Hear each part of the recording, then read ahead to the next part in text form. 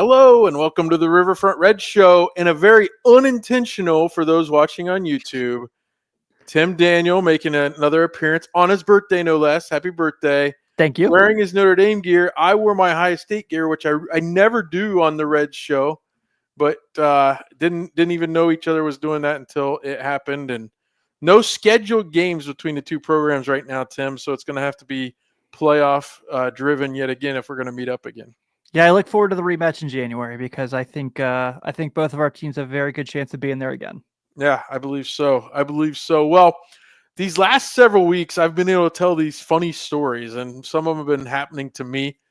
I have one today. It's going to be real short, but it's one that didn't really happen to me. It happened in front of me. I took my 9-year-old for a walk around the neighborhood about 2 nights ago, and we're walking on a sidewalk, and there's these two ladies walking on the street, like coming toward us, but we're in the sidewalk and they're in the street. And all of a sudden, this car comes in, and it's a woman driving, and she turns left into her driveway. And the funniest thing to me is there was already a car on the left side of her driveway. Picture that, all right? And yet she hit the curb, the corner of the curb on the left side of the driveway as she barreled into her driveway, popped the tire. Ooh. The two ladies, my son and I, we all went, whoa, and we heard it. And you could hear the air coming out of that tire from the time it happened, the psss. Yeah. And so she gets out of the car, and I think she was trying to act cool. She tried to just walk into her house. And I go, you popped your tire? And she's like, yeah, I know. And I was like, okay. Yeah, it was wild. I've popped a tire before, right? Like one time I was trying to get on a street, and there was a huge pothole right in the berm, and I cut it too tight, and I popped my back tire. But she's pulling in her driveway. Yeah. That's it's so funny. My wife and I were driving the other night. We actually went to dinner for my birthday last night, because she works the night in which we're recording. And we were talking about, like, I was like, we're pretty like aware of like what we have to do, to like, take care of ourselves. And we both were like, if we have a flat tire, if we pop a tire, we have no clue what we're doing. So thank God our insurance has roadside assistance. Oh, wow. Okay. So you and the wife don't know. All right. Yeah. I had a flat tire in a Target parking lot in college, and I had AAA. I think it was gifted to me at graduation or something because they knew I was going off to college. I called AAA, but by the time they got there, I'd already changed the tire myself. So I was like, well, okay, thanks for coming. That one time I was mentioning, I did pop it. I was leaving a golf course. I thought I'm going to sneak out and play 9 holes and then get back home and do some work. This is probably 2019 or so. And I popped the tire, and I literally tried to get it to Costco because I'd bought the tire there, and I knew that was the best place I could get it fixed. Yeah. Got on the highway, got back off immediately, changed the tire myself, and around I-270, which is the outer belt in Columbus, there's, at the time, I think it was State Farm, but an insurance company has been sponsoring like a truck that just drives around with all the advertisement on it, and it'll stop and help people if they need help. And I literally had the last lug nut tightened, and this guy gets out of his truck and says, you need any help? I mean, it's 95 degrees. I am just pouring sweat. I was like, hey, thanks for coming. Things you don't want to happen when you have kids. Yeah. No, that's true too. I was lucky not to have kids in the car at the time. But yeah, happy birthday. Thanks so much for spending the time with me today. I wanted to tell you too, I proved myself to be a better general manager than the Reds have right now. That's not hard to do, Seth. Well, okay, but I put together a golf scramble team Tuesday, and my team won.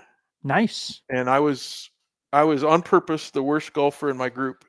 I'm not saying I didn't help. I did help, but we won the event. There was 100 golfers or so there, and we were able to win the scramble. So I put together a team.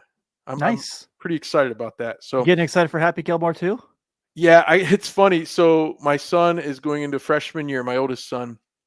For the last 2.5 years or so, every time he's had a sleepover, the friend, whoever he's had over, he's watched Happy Gilmore with to show, like, these friends had never seen it, and it's like this unveiling. And my son just think it's so funny that he, you got to watch this. And of course, I was watching that when I was in high school, right? Right. Yeah. Like and so he's got about 4 or 5 guys coming over. All these guys he has shared Happy Gilmore 1 with.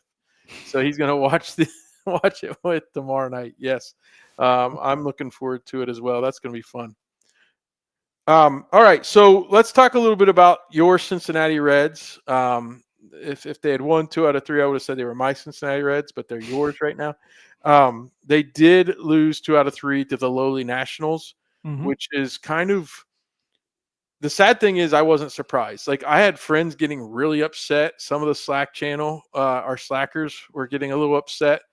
And I mean, I'm certainly not happy, but about the way that series went, the first 2 games. But going into it, I was like, the Reds are doing this year. They're playing down to their competition when it's bad teams, and they're beating good teams. And I don't know how you saw it. I know you had to sit through doing your own post-game show on the Locked On Network.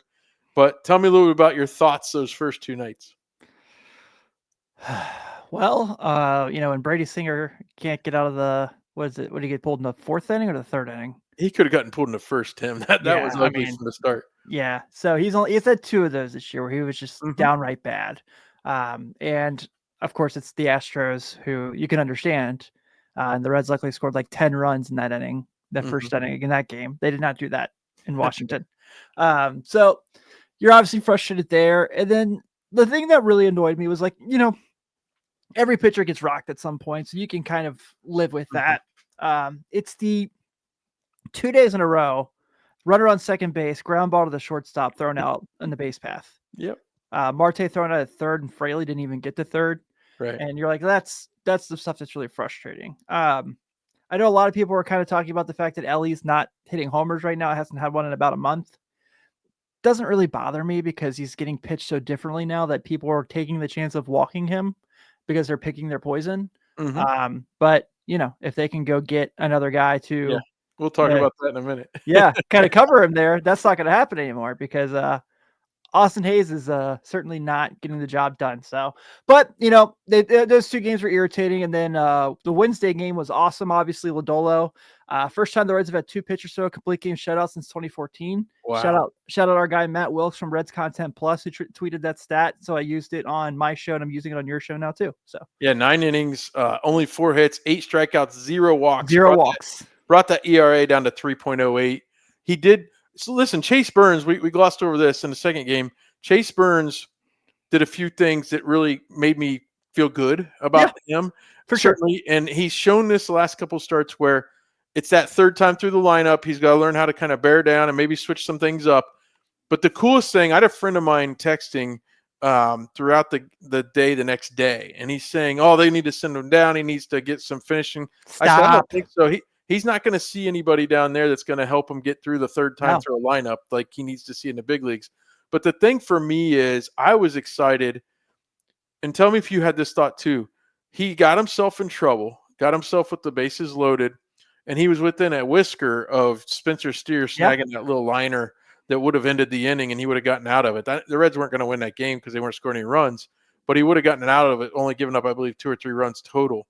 But the crazy thing to me and the great thing to me is the trust you're giving this rookie just out of college a year ago. Terry Francona and Johnson, they're just saying, listen, you just dug yourself a hole. Let's see what happens. And he actually made the pitch to get out of it. It wasn't that hard hit a ball. Steer was just inches from it. You're a whisker from just getting out of that inning and it looking like a genius decision. But I think they know he's got the continence. Like they know he's not going to wilt, right? So he's not going to be crying in his soup later that night because he gave up that run. He's going to be like, I'm going to do this better the next time. Yeah, absolutely. I definitely thought the same thing. I think I actually said on the postcast that I didn't think 5 earned runs really told the story of how he pitched that day. Well, 10 strikeouts too. Yeah. Right. Yeah, exactly. And I mean, obviously I was frustrated that on that play, he didn't cover the back of the plate when Stevenson had that ball get by him, which also Stevenson should not have had that ball get by him. That should not have happened. So yeah, I'm 100% with you. I really loved majority of the things he did. I have no concerns about him. You mentioned your buddy saying like he needs to be sent down. I've heard that before too. That's up there amongst the worst things I've had in my comments this week, as also as with Hunter Green needs to be traded. That's also one that's really annoying that is just not going to happen. So if you really want that, you're dumb and don't think that's going to happen. But yeah, I mean, Chase Burns is going to be, there's nothing that you've seen from him that makes you think he's not going to be good. And I'm not even just saying good. Good is underselling what he's going to be. I'm very excited to see what he turns into, because everything right now looks like, if the Reds front office actually did something with their roster, that's not a team you want to face in a short series, because there's 4 big names they can throw at you right now in a playoff series and a 3-game set with how that's set up now. Good luck. Let's be honest too, like with innings and things like that. I mean, Chase Burns could end up being a pretty good stopper in that bullpen toward the end of the season if Hunter gets back, and if you know that Chase Burns is running out of innings, you could end up bringing him in later on that way. Like I said, my thing about not singing him down is he's just not going to learn what he needs to learn down there. Like, he can get through a AAA lineup 3 times with no problem. It's just he's got to get over that hump. And he will. Yeah, he will. He will. I want to revisit something you and I have done. We did it before this spring training. We did it at the end of spring training. Maybe we did it at the end of April as well. We kind of had our most important Reds. We put those together throughout the year. You and I, before we came on the air, we were kind of laughing at some of our misses. Like yours, for one, would have been you had Alexis Diaz at 5th. He can't even get out of the Dodgers AAA at this point. I wasn't trusting Lodolo. And listen, that was the first rankings. So that was very early in spring training. Well, I was still waiting to see if I could trust him health-wise. And little did I know, they started talking about right after that, hey, we're actually really excited because Lodolo actually can work. He worked on baseball stuff in the offseason. Yeah. Whereas most off seasons he's been rehabbing. So we had our share of misses and things like that. But I just want to run through kind of the list as I wrote down. For now, we're not going to revisit a back and forth, taking an hour to do it. But obviously, I think we both agree at this point, even without the home runs, and he's very streaky with home runs, that Elly De La Cruz is the number 1 most important Red. He's kind of the straw that stirs the drink at this point, and I think he is that guy. Are you there with me on that? So I had him at 2. Okay.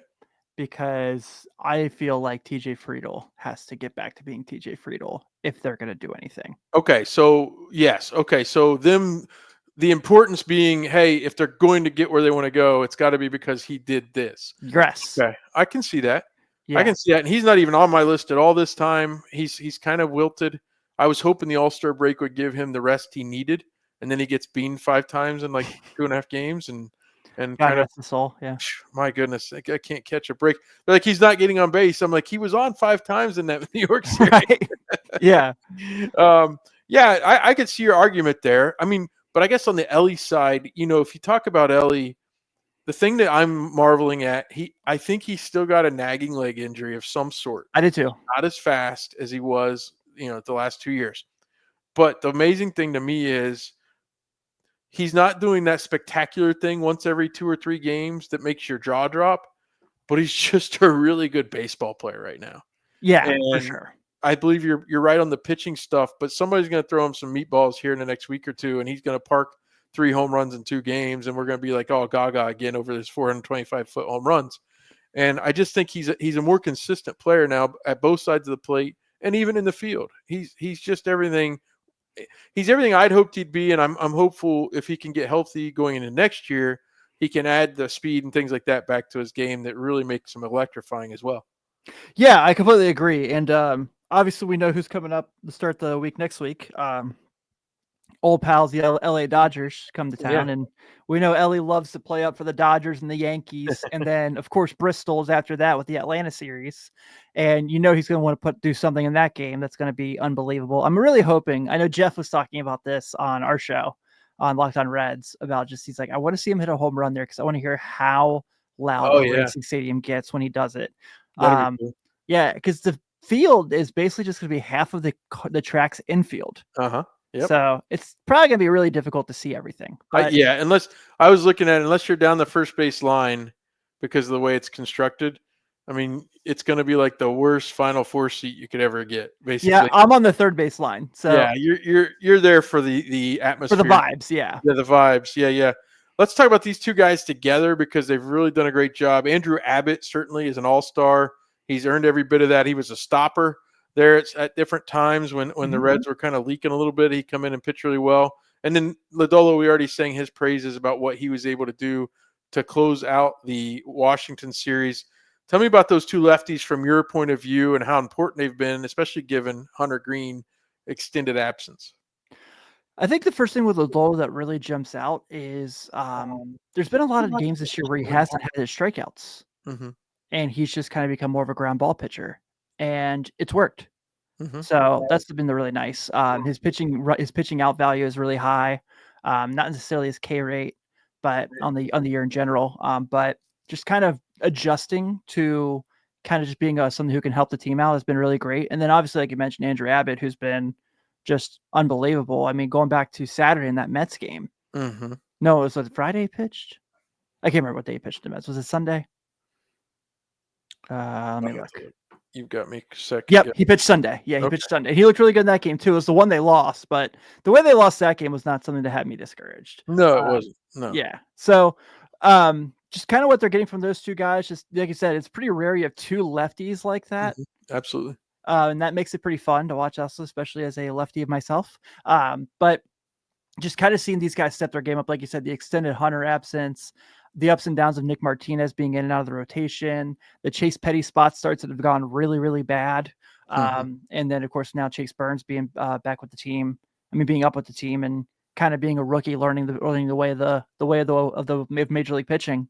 What you're getting from these two guys, you couldn't have asked for much more. And I think that they're going to continue to carry this team. It seems like Nick Lodolo is fully back from that blister injury. And what we're seeing right now is pretty exciting. Yeah, it was funny. Got to talk to Chris Hammond last week, and talking to him, he was a lefty. He started for the Reds a little bit there in 91 and 92. And to hear him talk about different guys, and you think about the fact that at different times the Reds had like Danny Jackson and Tom Browning were lefties, and then even John Smiley a little bit later. Like Denny. Yeah, Denny Nagel back in the late 90s, 99 and 2000. Like, it's just funny, like, to think about a rotation with more than one lefty, because that just hasn't happened as much for the Reds in these past several years. But they get it done. Abbott, the thing that gets me is, like, I'm not saying he's Glavine or Maddox, but what I will say is he disproves the rule that people think you have to throw super hard to throw high strikes, right? Yeah. I mean, he gets these guys swinging and missing at these high fastballs that are not, he doesn't throw 99, like, so for me to watch him pitch is just such a joy. And to see him fool these guys, that what Denny Gray's called, what do you call it, the invisible or whatever? I totally see why sometimes these guys aren't seeing it correctly, and they're just swinging right through it. So those two guys certainly have been huge. Matt McLean, he had that stretch where he was on fire, and then he leveled off. He seems to be heating up a little bit again, but he's got that average up around like 215, and it's like, wait a minute, this guy was at like 185 for like a month and a half. So he's done a lot of work to bring that up. I still think he's doing great on defense. And certainly having him for me is really important.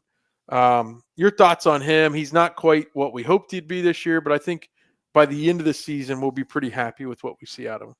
Yeah, I agree. I mean, right now he's currently on an 8-game hit streak. Yesterday he pinch hit and came in and got a single. Right. That's right. So that's a really reassuring feeling for him. I'm with you. The thing I keep saying often about Matt McLean that I just kind of look back to is Gavin Lux last year for the Dodgers was terrible for the first half of the year, coming back from his season-ending injury, and then post All-Star break just went crazy. Yeah, his numbers were great post All-Star break. Yeah, and we're looking at right now Matt McLean. His last 7 games, he's got a OPS pushing 1,000. So obviously that's reassuring. 538 slugging, 429 on base. And the thing about him, big picture through the whole year, is that everyone's kind of just like everyone's bashing him because he hasn't been doing this, and I agree. But he's been really bad with 2 strikes, but both are. The thing that I think people just kind of seem to just gloss over and not talk about when they just want to talk about the bad is he's still been walking. Like he still walks at a really high rate. Yeah, he's a good player. Yeah, he's going to be fine. And I think next year we're going to see him kind of, I don't know if he's a 290 hitter. I think like that his 2023 year, he's really his expected batting average is like 261 or something like that. So, but if he's your 275 hitter doing, and he's a 2020 threat, I think you can be plenty happy with that on your team. Absolutely. Hunter Green, I've got him on the list there. Obviously not because of what he's done lately, but kind of more to your TJ Frito point. If they're going to make a push, we're not going to be all Nick Kroll and say, hey, it's just like a trade. But facts are facts, right? I mean, he did have apparently today out in the Arizona Complex League, he had a 2.0 inning, like no hit innings, 2 innings. So he's on the mend. He's on the comeback trail. This absence has been longer, and they tried to do it last time without a rehab start because it was a shorter one, and it just, what was his second start? I think he felt something. Yeah. So this is he goes 2 innings today. I mean, we're talking probably 3 weeks, 2.5 weeks minimum, before he's ready to rejoin the Reds. But he's going to be a huge player if they're going to be able to stay in this race. Yeah, there's that Cubs Pirates road trip, which is going to be huge for the Reds in August. That's probably what I would say is after the Bristol game. That's probably what I'd imagine he'll be back, is somewhere in that rotation, in that situation there, because that stretch, I don't know if you've looked at it, Seth, is August is not going to be fun for the Cincinnati Reds. It's going to be really hard. Well, but again, they play down to competition. Right. They play up to good competition. So I'm not sure. I like, because what was it? That stretch from Memorial Day to the All-Star break was supposed to be the hardest in baseball. Yeah, they were awesome. Actually, when they kind of came back through and did a good job. Hey, next on my list, though, is Noelvi Marte. And, good for him, right? Quietly, I think he's just having a pretty good season. His last 30 games, he's got a 291 average with a 347 on base. Yeah, man. And a 527 slugging. You'll take that every day of the week. He's hitting 292 in the year. He doesn't have the power numbers just yet, but 845 OPS. Certainly as you're like 5, 6, or 7 hitter, you'd take that all day long. He doesn't strike out. He's everything we keep hearing about how much what Tito loves about Santiago Espinal. Noelvi Marte is that and better as a hitter with doubles power right? Instead of Yes, just slap hitting. Yes. Yeah. I mean, obviously, I think Marte. There was a game this week he went and played right field, and it was definitely a little surprising. Yes. But the one play he had, I didn't think was too bad. He skipped, the ball skipped to the plate, and that was just probably more distance than anything. So yeah, I'm so excited about Noelvi Marte. I kind of mentioned this on the postcast the other day in the sense that it feels like when he walks into the batter's box now, he finally looks like a major leaguer. Mm-hmm. Like he finally looks like he's like, I belong here. Sure. He carries himself that way. His shoulders are up high. The swing looks great. It's just like a quick follow through. And like you said, like underrated speed, something that doesn't see. I feel like it's not talked about as much as it should be with him, because his sprint speed right now is in the 92 percentile.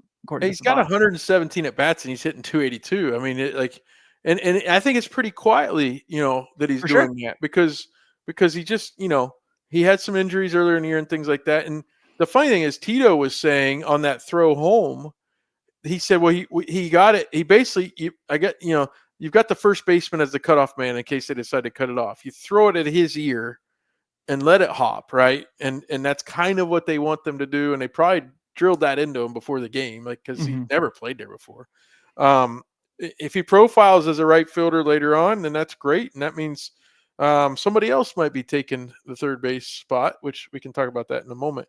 Let's talk about two relief. What's that? Sal Stewart. Well, yeah, that could be discussed later as well. That's a consolation type prize for this year anyway. Santillan and Pagan. And I think he goes by this anyway, but my sons, like, whenever they see him warming up in the bullpen and Santillan, they say, Big Tony, Big Tony. So let's start with him. You love the high leverage idea, and it doesn't mean what inning it is in. It doesn't have to be. Okay. You love the idea of it being 7th inning or 8th inning, and that's when you.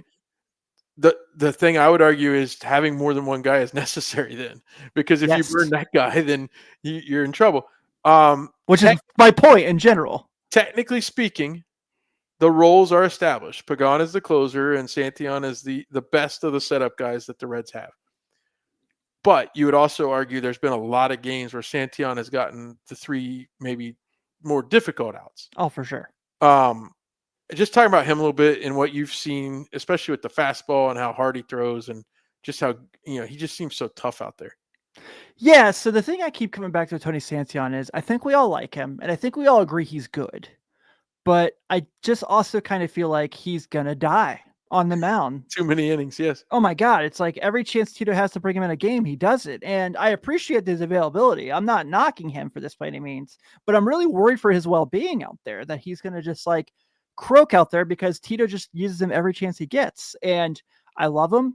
I appreciate how hard he works. I think he's done a really great job.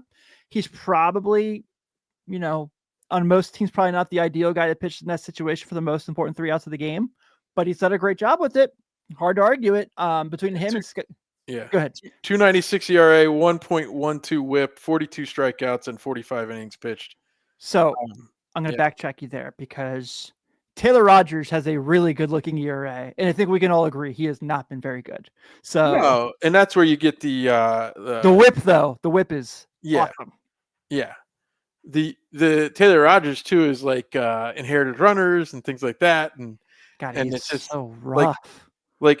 Yeah, he got 3 outs in a 12-2 deficit. Okay, but he came in when it was tied and he gave up 4 runs. So I think the other thing to point out too about Santillan that's really impressive is his hard hit rate is 6%. So he's certainly not giving up. Like he's giving up some homers, but everybody does. It's part of being a reliever. But it's not something he does a lot. He doesn't give up a lot of hard hits. And so it seems like, when he does give up contact, it's more soft contact. Strikeouts are about average from where he is compared to the rest of baseball, but hard to argue. I mean, hard to be disappointed in anything he's done this year, man. No, not at all. And let's talk about Pagan. The funny thing with Pagan, he's walked a tightrope a few times, including the other day. But the amazing thing with him is like, despite so my whole feeling on him, and it's probably the way it is with a lot of guys, is what I watched him do last year had me decide who he was, right? And that was not him, apparently, last year. He was pitching kind of hurt. He was still recovering from a hernia surgery, all these things. This year, he's done so well, and he has walked a tightrope at times, but I've never thought all year long, even if he gave up a run here or there, I've never thought, oh, no, he doesn't belong.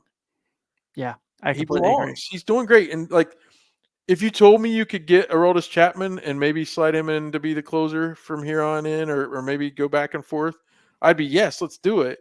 But that's why when somebody says, do they need an outfielder or this or that more, I wouldn't put closer. Like, I wouldn't put into the bullpen, even if you don't want to say closer. I wouldn't put very into the bullpen on the list of absolute needs. Dude, you're 100% right. I mean, his like, I use Savant for a lot of things. Savant is something that it's like kind of like my, especially now with the new show, it's kind of become like a Bible almost for me with covering baseball.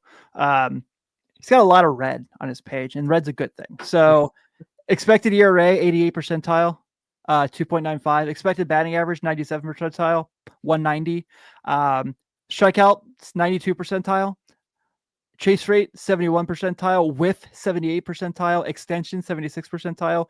Now, he does walk a lot of guys, but that's something that's kind of understandable with how he pitches. You know what I really love the most about him, Seth, is, so you talked about the other day, that Saturday Mets game, when he had 2 amazing quotes that day that just made me so happy. So the first one is being interviewed from Jim Day in the post game, and he says, like, yeah, we're trying to put pressure on the front office to go get us some help, and so we can make our team better. Loved it. And then the post game, when he actually meets with the media, he goes, yeah, he's like, I had a lot of fun.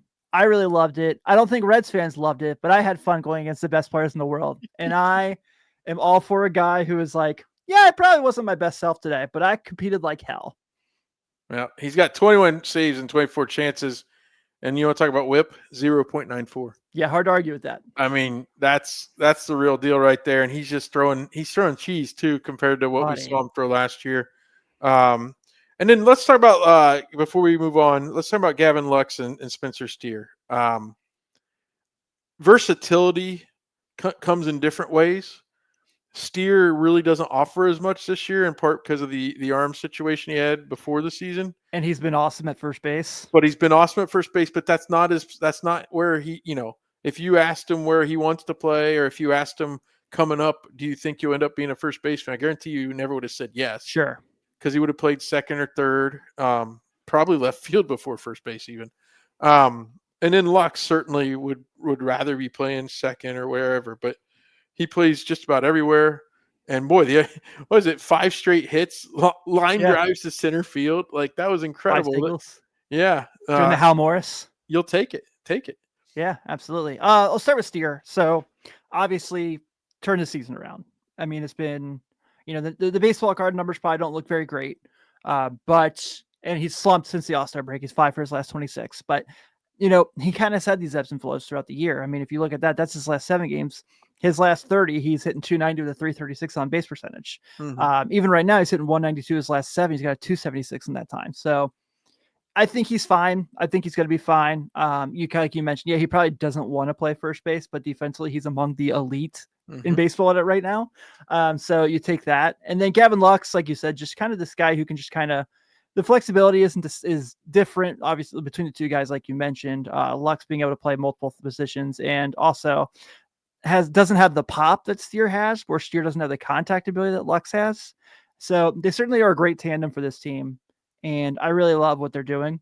And I think that, something tells me Steer's about to have a big August going against all these really good teams. I just feel like that's coming.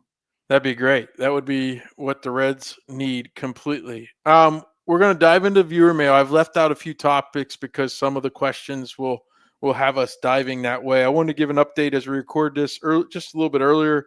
Josh Naylor was traded from the Arizona Diamondbacks to the Mariners as a first baseman. He's not taking Cal Raleigh's spot behind the plate, right? So no big dumper too. No, but I just wanted to note that because the Diamondbacks are really the first team that has basically said they put out the for sale sign.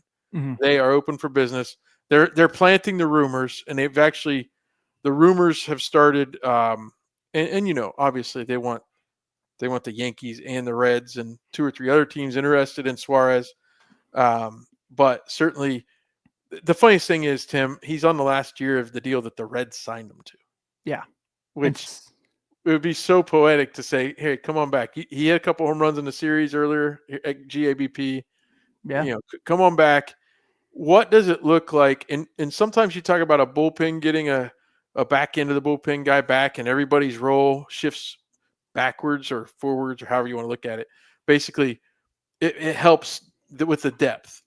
If you put Suarez at cleanup, and now Austin Hayes can bat fifth.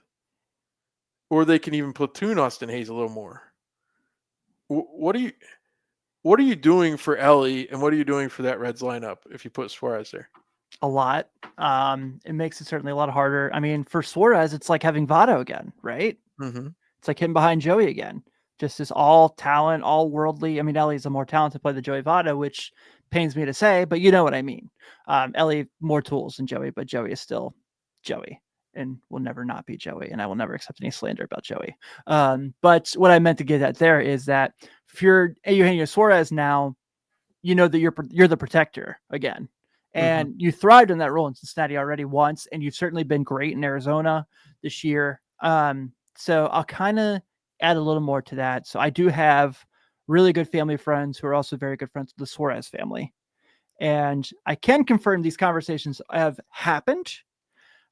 And I do know that Gino has basically said, I don't know if he said this to the Reds or this is just kind of something he's saying to his people, but he said if he's traded, he has interest in coming back to Cincinnati, but he wants another few more years added to his contract. Mm-hmm. So I think the Reds will be willing to do it here because it's him.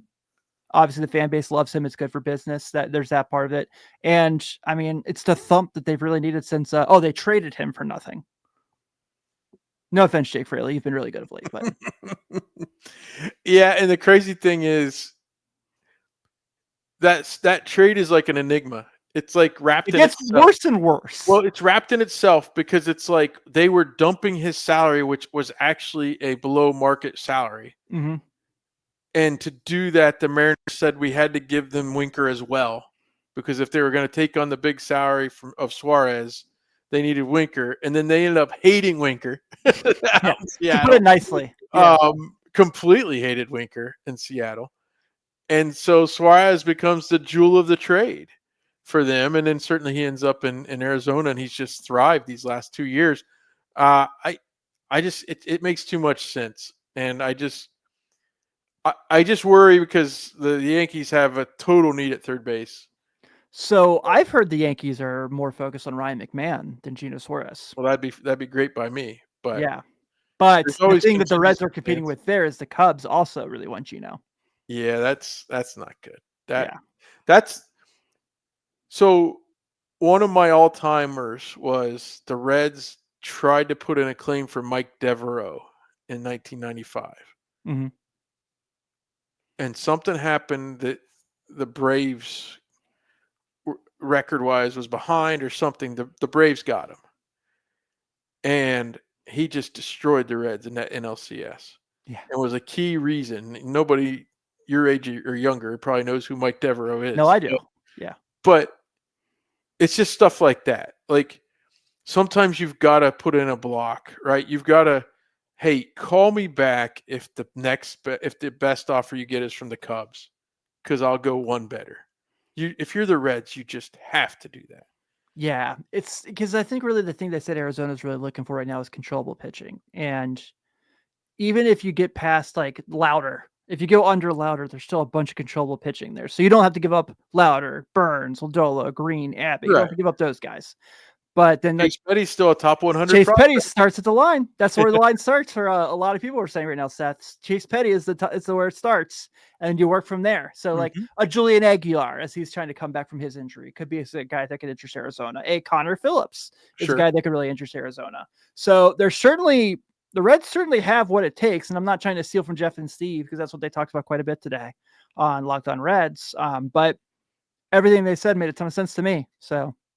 Well, let's dive into the viewer mail, and we've already piggybacked a little bit, but actual letters from actual viewers, and the Tim Daniel birthday celebration continues as Skylar Webker is the first question, and that guy sucks. Well, I'm kidding. I love Skylar. Skylar's using someone else's tweet to basically drive the engine of his question. So I don't know who to really give credit to, but Skylar says, how do we get these moves in front of Nick Krall? And Steven Beinkemper on X/Twitter basically has this. Cincinnati receives Eugenio Suarez, and Arizona receives Chase Petty, Edwin Arroyo, I'm assuming that's Orstafura, and Adam Serenowski. Are you going to do that? One? You do that? Yeah. I would rather, well, yeah, and obviously Ellie's your shortstop, so. Yeah, and they just drafted Hunter Steele, so why would they need, Right. I mean, they have plenty of shortstops. You're right. And the next one, Cincinnati receives Luis Robert, and the White Sox receive Connor Phillips, Zach Maxwell, and Carlos Sanchez. Do you do that? Yes. That's way below what the White Sox asked for last offseason. That's their fault. It's not the Reds' fault. That's right. And then lefty reliever Gregory Soto would come from Baltimore for Peyton Stovall and Luke Hayden. That's easy money too. Yeah, Soto's I think all three of those strikeouts, and you get the extra lefty. Yeah, I agree. I mean, I would definitely prefer Aroldis, but I think Boston's now trying to make a run at it. Yeah, that's funny how that worked when they traded Devers. Yeah, and then if Baltimore's giving up a reliever, I would kind of see what do they want for Sir Anthony Dominguez. Mm-hmm. They probably want to keep him, but I certainly would bring him up in conversation. Yeah, even though he's not a lefty, but I think, I mean, we make fun of the Sam Maul move, but that move has to be made every time. A move for at least one bullpen piece needs to be made every time you're in a pennant chase. Like I agree. If you're a buyer of any kind at the deadline, even if you got Suarez and Robert, you have to get at minimum one relief arm. Yeah, I think, like you said, like everyone makes fun of the Sam Maul thing, but the Jonathan Broxton deal in 2012 paid many dividends. Right. But that was a team that didn't need as much, and it was a team that I forget what else they did at the deadline. But normally you're seeing way more moves than just like that's why we make fun of the Sam Maul move. It's not because of Sam Maul. It's because he's been fine. That's all they did, and then there was a bunch of crickets. That takes us to Andrew Williams, and he says, "I can't." This is a long one, Andrew. I can't. This one's my fault. Okay. Because I talked about this on my show. Yeah, and we can get into it. We didn't bring it up earlier in part because of Andrew's question. So he's going to reference Chris Valleca, the hitting coach, and some comments he made, and Reds Twitter, and really about everywhere that there's Reds fans got a little upset. But let me read Andrew's question. We'll dive in. He says, "I can't help but still feel pretty bleak about our team's future after hearing Valleca's comments," and that was basically the idea of not hitting home runs. Yeah. We've known for a long time that this is a very flawed organization, but to put it mildly, and is both run on a tight budget and built on unquestionable decisions. But if you play at GABP and you actively avoid the long ball rather than form a well-rounded offense, when you have a generational talent with elite exit velocity, it's clear that they just don't get it at all, and no one seems to challenge the status quo. It reminds me of when they parted ways with Kyle Boddy because of irreconcilable differences in vision. Say something to make me believe. I guess the first thing I'll say, Tim, is Chris Garber was on with me about 2 or 3 weeks ago, and it was in the midst of the Reds playing very well. Mm-hmm. And because, and listen, I know Hayes has run into some home runs, but he hasn't been healthy that much either. Beyond Ellie and the ones he's going to run into, he'll hit 25 probably about every year here in the next 3 to 5 years. Beyond that, this is not a home run hitting team. Like, I still have been lamenting the idea that they fell into Scott Schebler and Adam Duvall to hit 30 plus home runs in given seasons in the late teens, when I don't even really think they knew what they had there when they got them. But this team, like, I don't want to ask Gavin Lux to shoot for exit velocity. Like, I think Spencer Steer could hit a few more. I think Stevenson could hit a few more. I don't like that he said it the way he said it. I don't like the idea that you can pull up the numbers and you might have in front of you already. They're this when they hit 2 or more home runs, and they're this when they don't hit home runs. Yeah. Make it make sense. The thing I'll say that'll make you believe is, Andrew, this is Tito's philosophy. This is how he won in Cleveland. Yeah. And this is how he got it done in Cleveland, with better records in second halves of seasons, with, makeshift lineups at times. Now, they did go out and sign some sluggers here and there, but it's not. It's a philosophy that was not. It's not as if Valleca brought it with him on accident. Right. And so here's what I'll say about it is that, yes, I know that I did not love the comments. No. I was very loud and clear about that. And I thought that the way the comments were presented made it even worse. But it still wasn't, well, where you're going to go bad. So we at least have that going for us.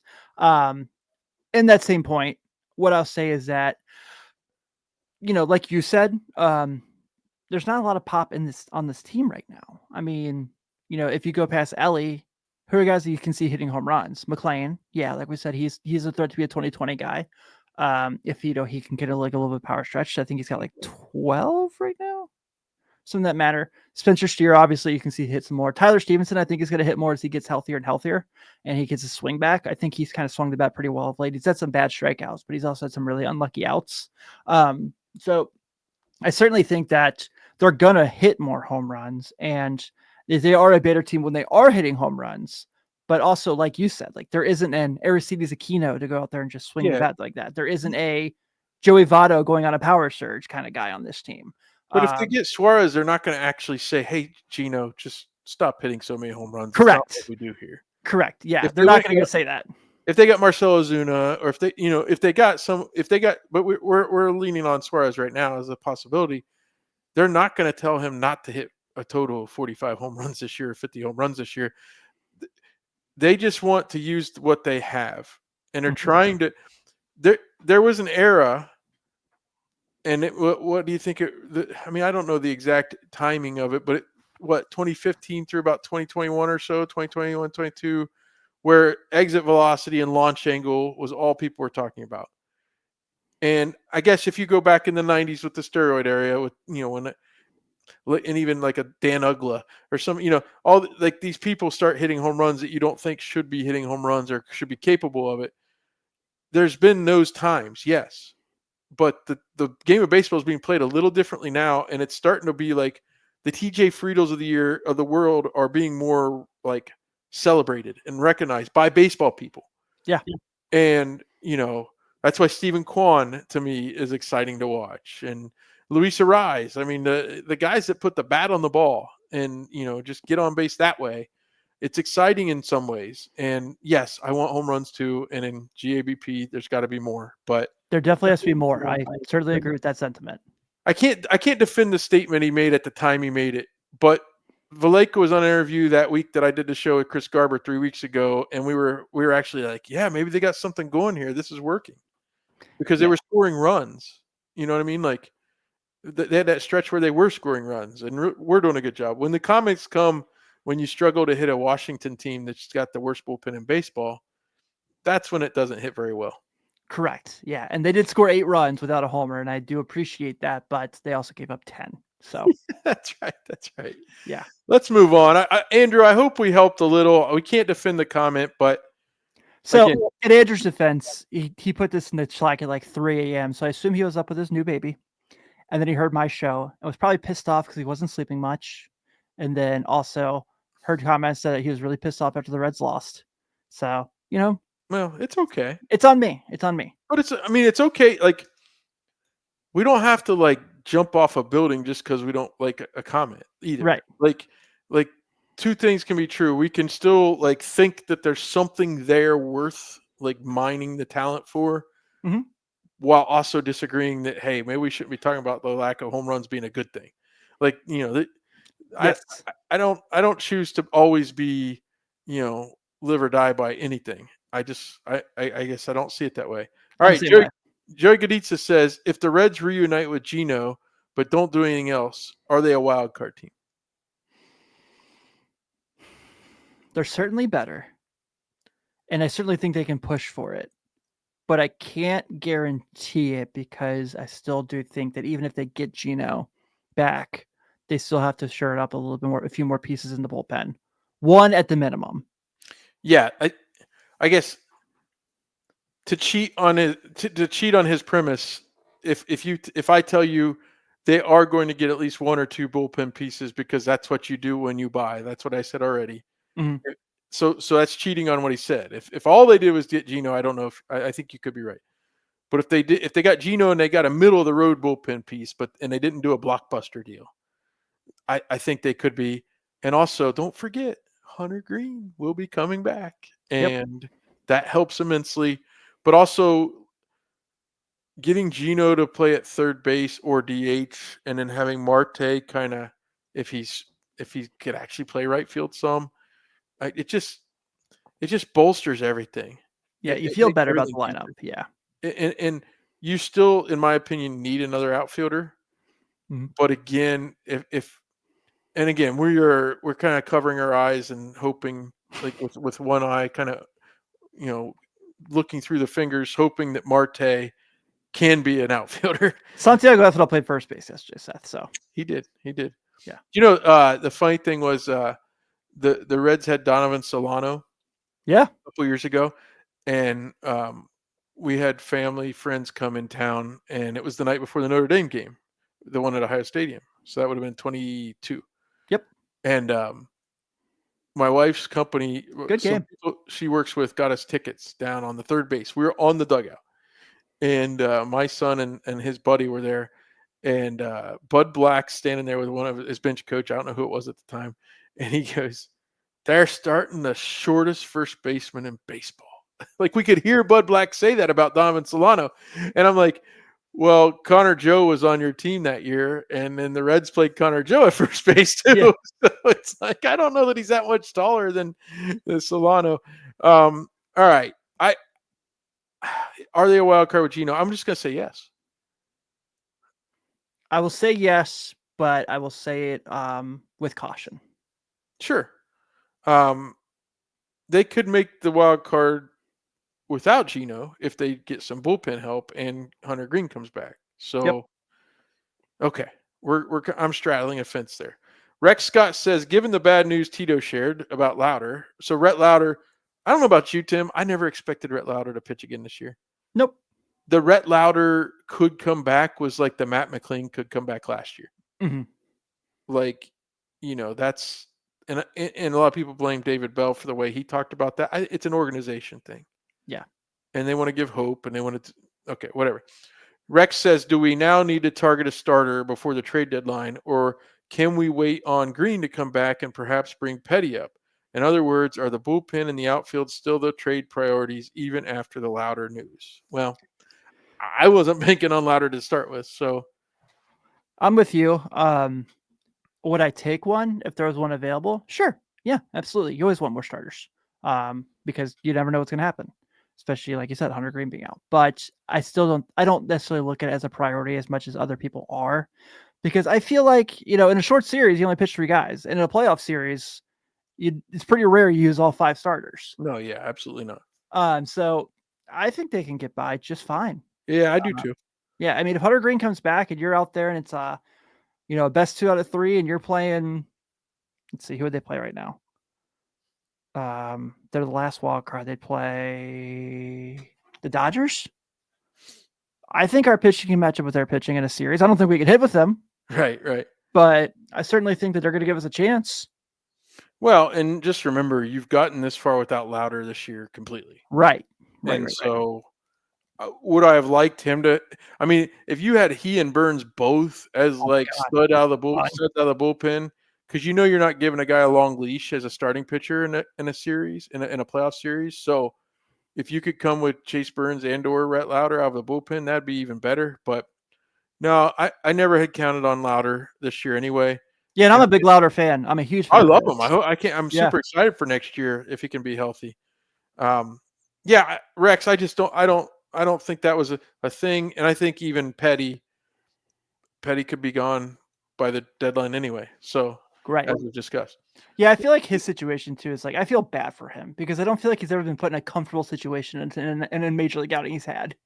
No, I think that's true. And we've kind of all rolled our eyes a little bit. It's bad luck more than anything. They needed him to just bite the bullet.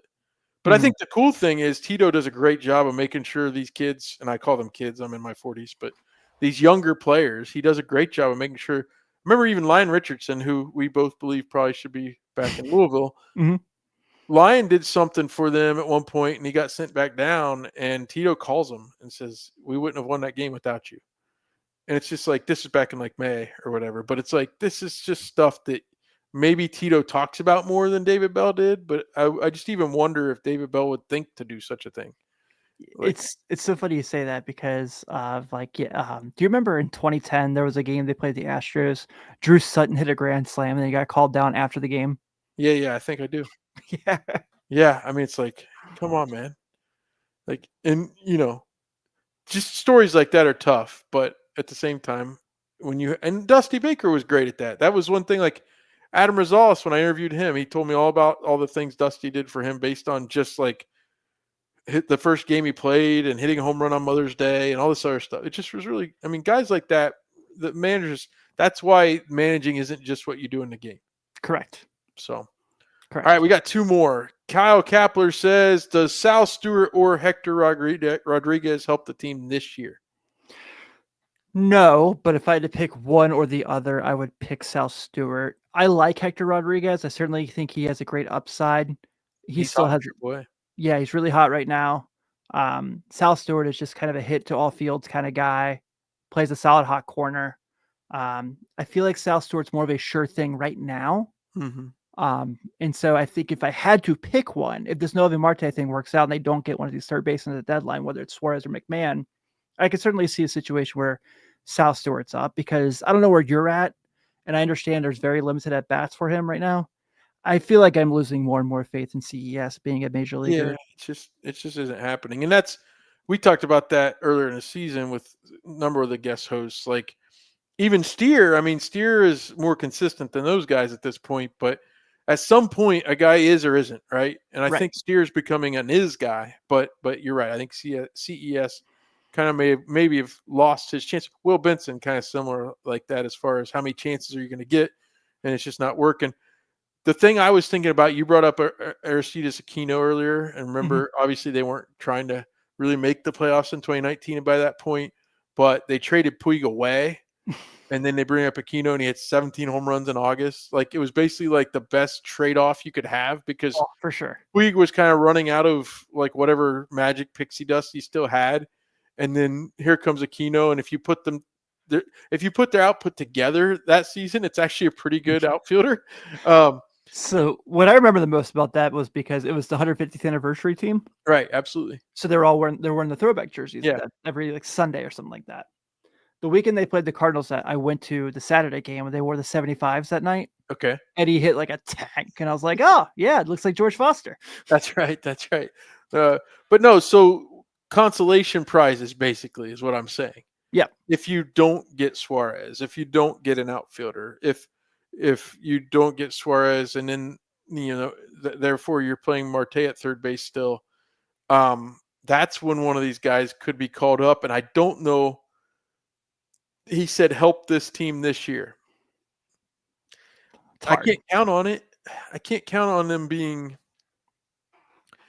like, I don't know how that works, man. Like, a guy just often does not just come up and just be a cog right away, right? Right. Yeah, it's pretty rare. Especially on offense, right? I mean, you get for every Ellie De La Cruz, there's a Josh Van Meter, right? But you get these pitchers like that. Even like going back to Mike Leake, they're more fully formed because they played college baseball and this, that, and the other. Funny thing is, my friend, he lives down in Florida. He went to the Futures game. And he's like, yeah, man, South Stewart. He's like, I've seen it because he goes to Tampa Tarpons games when they play Daytona and stuff like that. And he's seen South Stewart before. But he's like, yeah, man, he just looks like he's just a ball player, but he doesn't look like he wouldn't win any like strongman competitions, or like he's not a prototypical like middle linebacker type looking guy or something like that. And I'm like, yeah, man, but he's proven people wrong at every stop. Yeah, I don't think he's a major league all-star, but I think he's a very solid major league starter for 7 to 10 years. Which you would take. And there was a time where we didn't really think Todd Frazier might be an all-star, and he came up and did that. All right, last question. I'll let you go on your birthday. Eat your wings. Timmy want wingy. Dave Magrum. Is it Magrum or Magrum? Have you ever gotten that confirmed? I haven't, but I know that I got him hooked on Wonderful Pistachios, and he's a big fan of them now because of me. All right. Well, Dave says, Timmy, what's your favorite auto card in your collection? And happy birthday. First off, Dave, thank you. So do you mind if I grab it real quick? No, go ahead. I was actually looking in my drawer here.